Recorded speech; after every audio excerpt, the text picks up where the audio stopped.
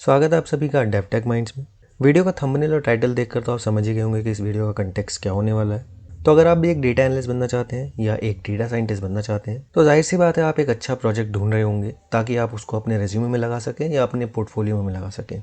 ये प्रोजेक्ट्स हमारे लिए बहुत ज़्यादा ज़रूरी होते हैं, खासतौर पे फ्रेशर्स के लिए ये बहुत ही ज़्यादा इंपॉर्टेंट होते हैं ताकि जो रिक्रूटर हैं उनको आप अपनी एबिलिटीज़ बता सकें, आप उन्हें दिखा सकें कि किस लेवल का वर्क आप कर सकते हैं और क्या क्या स्किल्स आपके पास हैं। तो एक रिक्रूटर को इम्प्रेस करने के लिए आपका प्रोजेक्ट थोड़ा बड़ा होना चाहिए, उसकी कॉम्प्लेक्सिटी थोड़ी अच्छी होनी चाहिए। तो इस वीडियो में हम ऐसे ही एक प्रोजेक्ट के ऊपर बात करने जा रहे हैं। हम इस प्रोजेक्ट को बिल्कुल प्रोफेशनल वे में करेंगे, हम बिजनेस रिक्वायरमेंट एनालिसिस करेंगे और सारे जितने भी स्टेप एक प्रोफेशनल डेटा एनालिसिस या डेटा साइंस प्रोजेक्ट में होते हैं हम सारे करेंगे। स्टार्टिंग विद बिजनेस रिक्वायरमेंट, फिर हम डेटा प्रिपरेशन करेंगे, फिर हम मॉडल ट्रेनिंग करेंगे, इवैल्यूएशन करेंगे और साथ ही साथ डिप्लॉय भी करेंगे एक वेबसाइट के ऊपर। तो ये सारी चीज़ें इस प्रोजेक्ट को एंड टू एंड बनाती हैं, थोड़ा कॉम्प्लेक्स बनाती हैं और ये बेस्ट प्रोजेक्ट है आपके रेज्यूमे में डालने के लिए और रिक्रूटर को इम्प्रेस करने के लिए, ये दिखाने के लिए कि आपके पास बहुत ही अच्छी स्किल्स हैं। तो इस प्रोजेक्ट को स्टार्ट करेंगे हम बिजनेस ऑब्जेक्टिव को समझ के। हमारे पास एक बिजनेस प्रपोजल या प्रोजेक्ट प्रपोजल का डॉक्यूमेंट है। इस तरह के डॉक्यूमेंट एक डेटा एनालिस्ट को दिए जाते हैं कंपनी के द्वारा जिसने आपको ये प्रोजेक्ट दिया है। तो अगर आप डेटा एनालिस्ट का काम कर रहे हैं अपनी कंपनी में तो आपकी कंपनी अलग अलग कंपनी से प्रोजेक्ट उठाती है। वो प्रोजेक्ट जब आपके पास आएगा तो जिस कंपनी से या जिस भी ऑर्गेनाइजेशन से आपके पास वो प्रोजेक्ट आया है वो ऑर्गेनाइजेशन आपको कुछ इस तरीके का डॉक्यूमेंट प्रोवाइड कराएगी। तो इसमें थोड़ी रिक्वायरमेंट एनालिसिस होती है। अगर आपने थोड़ा वेब डेवलपमेंट किया होगा तो आप रिक्वायरमेंट एनालिसिस क्या होती है आप जानते हैं, डिजाइन एनालिसिस, रिक्वायरमेंट एनालिसिस वगैरह क्या होती है। तो ऐसा ही कुछ कंपनीज हमें देती हैं कि ये हमारा बिजनेस ऑब्जेक्टिव है, हमें ये की डिलीवरेबल्स चाहिए। तो ये डॉक्यूमेंट हमारे पास है, हम इसको पढ़ेंगे और समझेंगे कि आखिर रिक्वायरमेंट क्या है और हमें क्या क्या इसमें करना है। तो सबसे पहले बिजनेस ऑब्जेक्टिव को पढ़ेंगे। बिजनेस ऑब्जेक्टिव है develop and deploy a machine learning model on our website. तो ये जिस भी कंपनी का प्रोजेक्ट है उनकी वेबसाइट पर हमें ये मशीन लर्निंग मॉडल डिप्लॉय करना है। डेवलप करने के बाद तो एक मशीन लर्निंग मॉडल बनाना है जो लैपटॉप के प्राइसेस को उनके स्पेसिफिकेशन के बेस पे प्रिडिक्ट कर सके और फिर उस मॉडल को डिप्लॉय करना है उनकी वेबसाइट पर। तो जिस भी कंपनी में हमें दिया है हम उनकी वेबसाइट पर डिप्लॉय करेंगे। तो हमारे पास, क्योंकि ये एक प्रोजेक्ट हम खुद बना रहे हैं, तो वेबसाइट भी हम देखेंगे कि इस तरीके से एक छोटी सी वेबसाइट हम बना सकते हैं। HTML CSS का इस्तेमाल करेंगे और मशीन लर्निंग मॉडल को डिप्लॉय करेंगे। तो की डिलीवरेबल्स समझ लेते हैं। की डिलीवरेबल्स है, पहला है प्रिडिक्टिव मॉडल। तो हमें डेवलप करना है एक robust machine learning model that takes into account various specifications of laptop. यानी वो लैपटॉप की अलग अलग स्पेसिफिकेशंस को ले और फिर हमें प्रिडिक्ट करके दे उसके प्राइस को एक्यूरेटली।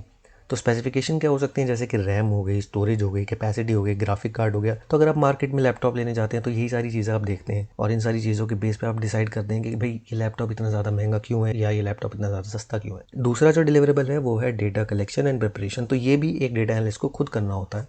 कभी कभी कंपनीज जब अपने खुद के डेटा पे काम करवाती हैं तो वो अपना डेटा आपको दे देती हैं, वरना आपको डेटा खुद ही कलेक्ट करना पड़ता है। तो gather a comprehensive data set containing information, ये हम कहाँ से करेंगे, ये हम केगल से करेंगे। केगल के बारे में आपको बता दूंगा अगली वीडियो में जब हम डेटा कलेक्शन की बात करेंगे।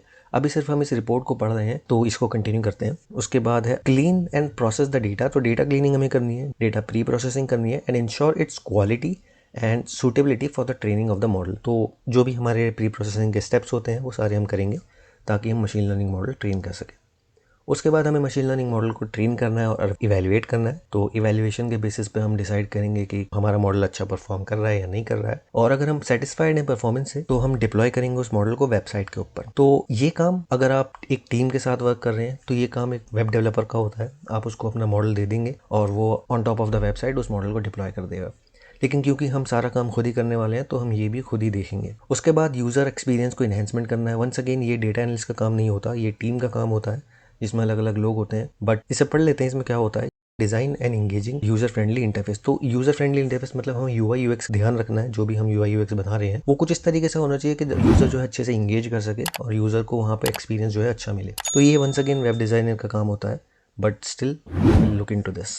उसके बाद परफॉर्मेंस मॉनिटरिंग एंड मेंटेनेंस। हालांकि जो हम ये प्रोजेक्ट कर रहे हैं इसमें हम ये नहीं कर सकते, ना ही हम एक रियल वेबसाइट पे उस मॉडल को डिप्लॉय कर रहे हैं और ना ही रियल यूज़र उस वेबसाइट को देखने वाला है। तो मेंटेनेंस वगैरह, मॉनिटरिंग वगैरह की ज़रूरत नहीं है। बट जब रिपोर्ट आपके पास आती है तो ये भी हमारे की डिलीवरेबल्स में से एक चीज़ है। जब आपको रियल प्रोजेक्ट मिलेगा तो इन चीज़ों का भी ध्यान आपको रखना पड़ेगा। उसके बाद आपका सक्सेस क्राइटेरिया क्या है। Achieve mean absolute error and root mean square error within the acceptable threshold. तो एक्सेप्टेबल थ्रेशोल्ड हालांकि इन्होंने दिया नहीं है, कभी कभी कंपनीज दे देती हैं कि इतना हमारा एक्सेप्टेबल थ्रेशोल्ड है, यहाँ तक हमारी एक्यूरेसी होनी ही चाहिए।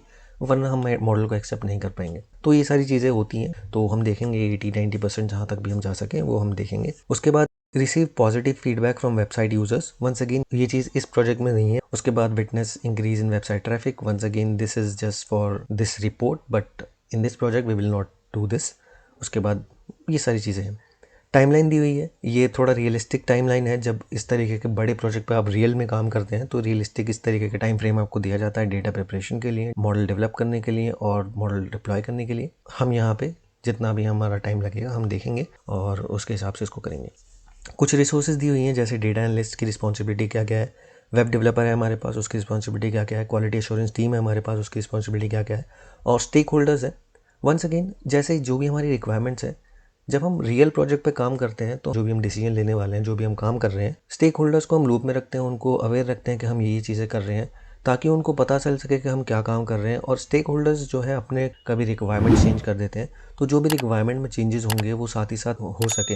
रियल लाइफ प्रोजेक्ट में ये चीज़ें बहुत ज़्यादा ज़रूरी होती हैं, स्टेक होल्डर्स को अवेयर रखना कि हम क्या क्या काम कर रहे हैं, ये ज़रूरी होते हैं, ताकि प्रोजेक्ट में जो भी चेंजेस होने वाले हैं वो साथ ही साथ हमें भी पता चल सके। क्योंकि मॉडल डिप्लॉय हो गया, उसके बाद चेंजेस कर पाना काफ़ी मुश्किल होता है, बट इस प्रोजेक्ट में हम इन चीज़ों पे बात नहीं करेंगे।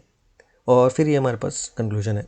बाकी ये पूरा रिपोर्ट है और इस रिपोर्ट के ऊपर हम स्टार्ट करेंगे अपना काम। तो हम कैसे करेंगे, नेक्स्ट वीडियो में हम ये करने वाले हैं। हम डेटा लेंगे केगल से, मैं आपको केगल के बारे में भी बताऊंगा कि केगल से क्यों हम डेटा सेट ले रहे हैं। वहाँ से हम डेटा सेट लेंगे और स्टार्ट करेंगे डेटा प्रिपरेशन। डेटा प्रिपरेशन करने के बाद मॉडल ट्रेनिंग करेंगे। मॉडल ट्रेनिंग अगर हमारा एक्यूरेटली हो जाता है तो हम उसको डिप्लॉय करेंगे। तो अगर आपको ये वीडियो इंटरेस्टिंग लगी हो और आप इस प्रोजेक्ट को करना चाहते हैं तो जिस प्लेलिस्ट में ये वीडियो है आप इस प्लेलिस्ट को एक्सेस कर लें, मेरे चैनल को सब्सक्राइब कर लें। मैं बहुत जल्दी नेक्स्ट वीडियो डालूंगा जिसमें हम बाकी सारी बातें करेंगे। तो जल्दी से जल्दी इस प्लेलिस्ट को एक्सेस कर लें और चैनल को सब्सक्राइब कर दें, और इस वीडियो को शेयर भी कर दें अपने उन दोस्तों के साथ जो डेटा एनालिस्ट का प्रोजेक्ट ढूंढ रहे हैं और उनको नहीं मिल रहा है प्रोजेक्ट। तो जल्दी जल्दी उनको शेयर भी कर दें। तो इस वीडियो को यहीं पर रैप अप करते हैं। Thank you for watching.